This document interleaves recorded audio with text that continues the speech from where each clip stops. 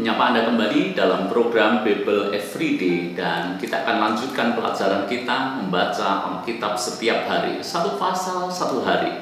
Dan tanpa sadar kita sudah sampai di Keluaran pasal yang ke-21. Saya berharap Anda akan terus tekun untuk belajar Alkitab hingga seisi Alkitab ini kita tuntaskan, kita baca secara runtut hingga selesai, dan kita sekaligus bisa paham pasal demi pasal, message atau pesan apa yang Tuhan sampaikan kepada kita semuanya. Mari kita akan belajar Keluaran pasal yang ke-21. Ini tentang hak daripada budak Ibrani.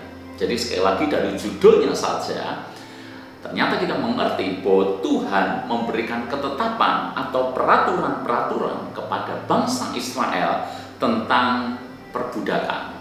Mungkin Anda bertanya-tanya, apakah ini artinya Tuhan menyetujui perbudakan?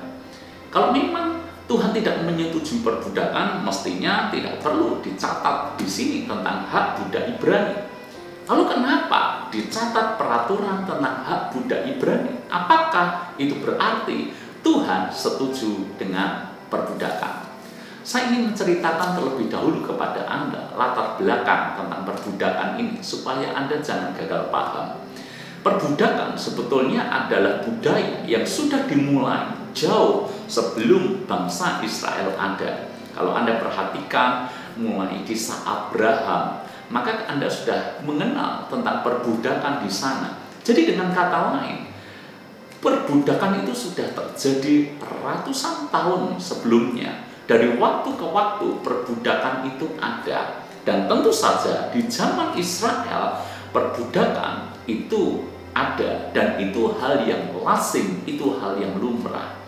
Sehingga kalau kita membaca tentang ketetapan peraturan Tuhan tentang hak budak ini, justru kita mengerti bahwa Tuhan sekali-kali tidak berarti menyetujui perbudakan.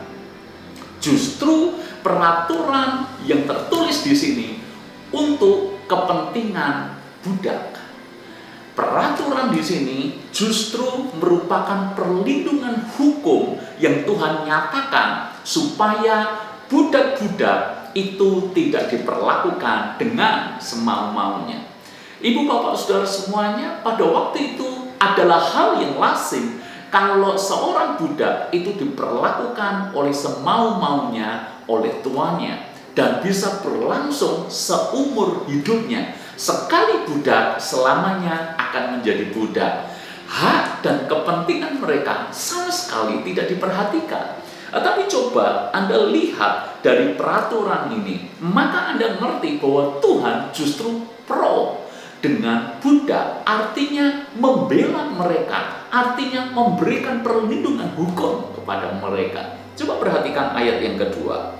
Apabila engkau membeli seorang budak Ibrani, maka haruslah ia bekerja padamu 6 tahun lamanya. Tapi pada tahun yang ke-7 ia diizinkan keluar sebagai orang merdeka dengan tidak membayar tebusan apa-apa. Jadi kalau seorang budak bekerja kepada tuannya, maka dia bekerja selama 6 tahun, dan tahun yang ke-7 dia menjadi orang merdeka tanpa bayar tebusan apa-apa. Bukankah ini artinya Tuhan melindungi hak daripada budak Ibrani? Ini adalah cara Tuhan melindungi kaum yang lemah. Jadi dengan kita belajar akan hal ini, saya berharap Anda tidak bingung. Saya berharap Anda tidak salah sangka dengan Tuhan seolah-olah Tuhan menyetujui perbudakan. Bukan seperti itu.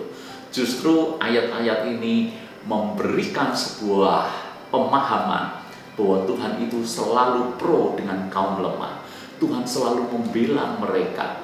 Kalau Anda lihat ayat demi ayat berikutnya, Tuhan begitu marah kalau ada orang yang kuat menindas orang-orang yang lemah. Orang yang lemah mestinya ditopang. Orang yang lemah mestinya diperhatikan, bukan malah diperlakukan secara sewenang-wenang. Itu hati Tuhan. Aplikasinya apa dalam hidup kita? Kalau hati Tuhan ada pada orang-orang lemah, melindungi mereka, maka hal yang sama semestinya ada dalam hidup kita. Khususnya kalau Anda mungkin seorang yang mungkin dipercayakan banyak orang kepada Anda. Sebut saja Anda seorang pengusaha, di bawah Anda banyak karyawan yang mungkin nafkahnya, kehidupan keluarganya bergantung kepada kebijakan Anda. Maka pesan firman Tuhan hari ini kepada Anda, jangan semena-mena dengan karyawan Anda, dengan pegawai Anda, dengan pembantu rumah tangga Anda.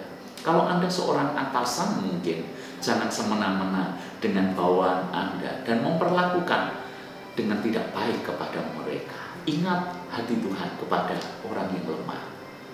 Maka kalau kita memperlakukan mereka dengan buruk, sama saja kita sedang melawan Tuhan yang ada di pihak mereka.